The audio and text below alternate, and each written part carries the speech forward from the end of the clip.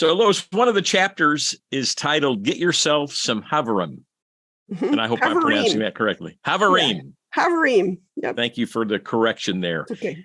You write about loneliness and individualism in America, and you write about the value of community in our discipleship. So, what in the world is Havarim? And could you talk about these ideas a little bit? Sure. Well, the word Havarim is plural of Haver.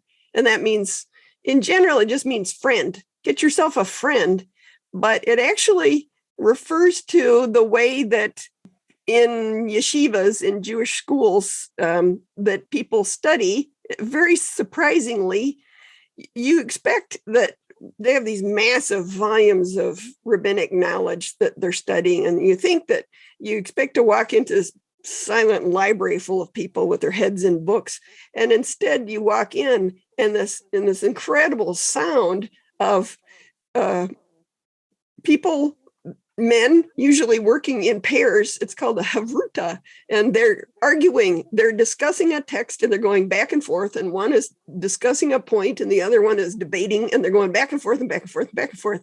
They would say things like, whenever two or three are studying, the Shekinah dwells among them. And you think of Jesus saying, where two or three are gathered in my name, there I am among you. And you hear this insistence, Jesus sends his disciples out in pairs. Got to say, in the West, our wealth makes us so that we can be very separated from each other. Whereas even in Africa and China today, people do everything together. You always are together with your family. You have large community. Your houses are tight together but you encounter God together. That's the idea behind Havarim. We're called a community to doing this together with others. We don't go it alone. And you include God too. Often when Christians get together, they leave God out.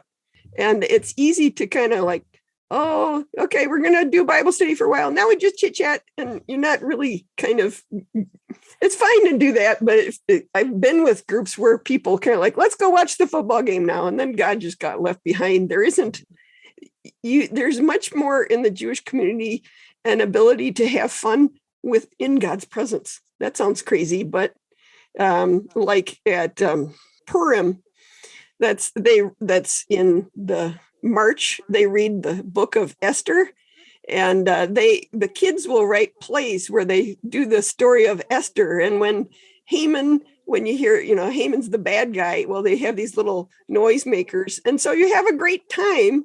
You have a fun party studying God's word. You're like, what a great idea. Right. We tend to compartmentalize. We tend to, in I think, Christian communities, we've got our time now with God, our spiritual time. Yeah. And now let's move over here into the fun. Yeah. And the real joy is in experiencing the presence of God together and talking about him. And well, what a great point. That's it actually, another thing, when people would come up to you came up, spent days traveling up to the feast in Jerusalem. You wonder, what did they do all the time through the week that they're up there? They were listening to rabbis and having interesting discussions. And then God says, save up 1/10 of your money, buy the best tasty foods you want. It says beer and wine and whatever foods are your favorites. And so you have a great, wonderful time with your family and you discuss Bible stuff. What a great idea. Oh, love it.